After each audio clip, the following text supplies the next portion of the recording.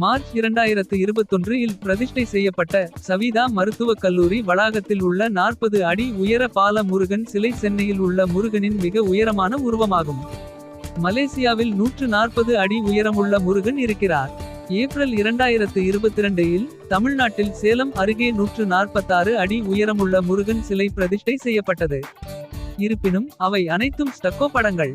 ஆனால் கல்லூரி வளாகத்தில் நாம் காண்பது ஒரு ஒற்றை கிரானைட் சிலை. இதனால் உலகிலேயே முருகனின் மிக உயரமான கல் சிலை இதுவாகும். வாலாஜா அருகே உள்ள சிறுவம்பூரில் இருந்து 320 டன் எடையுள்ள கல் கொண்டு வரப்பட்டு 140 டன் எடையில் செதுக்கப்பட்டு இந்த அழகான பிரம்மாண்டமான சிற்பம் உள்ளது. மேற்கு நோக்கிய பிரம்மாண்டமான சிற்பம் நட்சத்திர வடிவ பீடத்தின் மேல் அமைந்துள்ளது. இது முழு நிலப்பரப்பிலும் ஆதிக்கம் செலுத்துகிறது. பீடத்தின் கீழே ஒரு பெரிய தியான மண்டபம் அமைந்துள்ளது. பிரதான தெய்வத்தின் முன் திறந்த நடைபாதையில் சிறிய சன்னதிகள் காணப்படுகின்றன.